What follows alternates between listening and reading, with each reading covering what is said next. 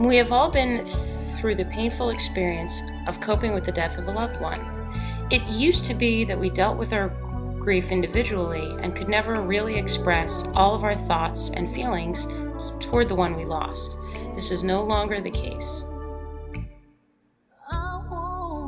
Current social media enables staying in touch with that beloved friend or family member like never before.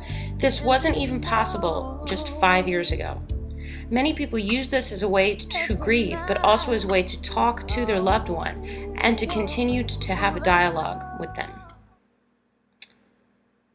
Just a few months ago, a 14-year-old in Indiana named Braylee Rice hung herself from the bleachers at her school.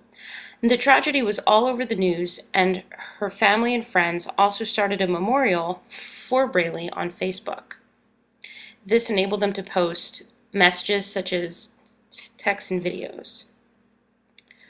Facebook gives those who have passed away the option of either being completely deleted or memorialized after death. Friends and family members can turn their loved one's page into an online memorial where everyone can post photos, videos, and heartfelt notes to the deceased. On a personal note, I lost a friend to cancer last year, and I wrote a message to him on my own Facebook page.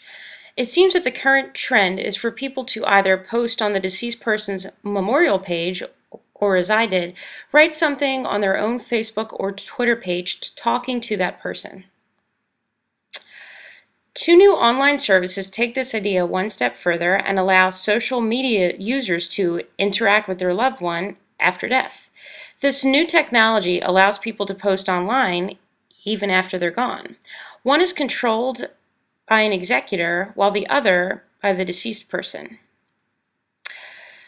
Lives On is a new Twitter app that uses algorithms to analyze your online behavior while you're still alive.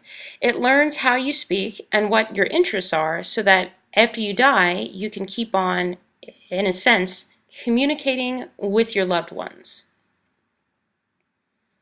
These Twitter bots that learn and imitate in your behavior will continue to surf the internet, favorite tweets, and post links to things you would post. In this sense, the deceased person still has an online presence. As the humorous if somewhat morbid tagline says, when your heart stops beating, you'll keep tweeting. The app has not surprisingly generated controversy among those who feel that it's too eerie and strange to see a dead loved one's tweets.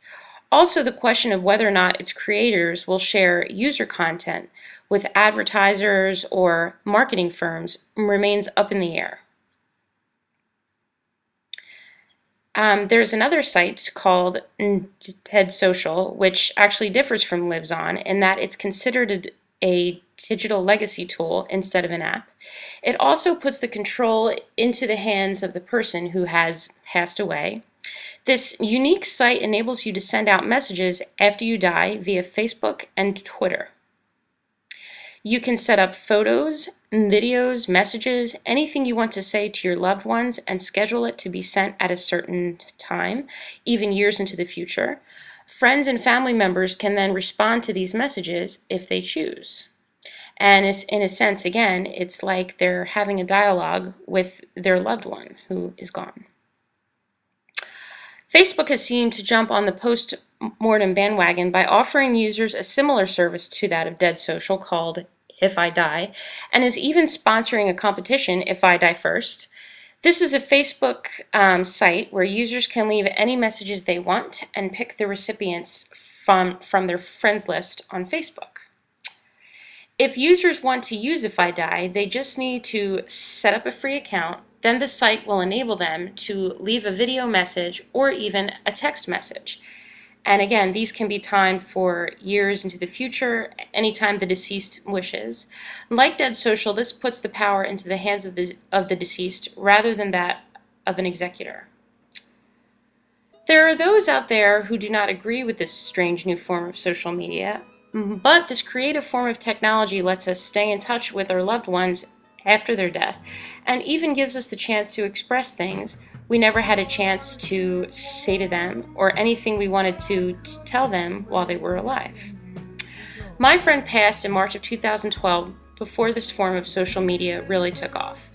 I wish he could be here to see how it forms in the future. He really believed in technology, and I think that given the chance, he would have used it. I hope that future generations will be able to keep on developing this, as it's such an important part of dealing with the grieving process. Yes, and all of the things that I said that I wanted come rushing by in my head when I'm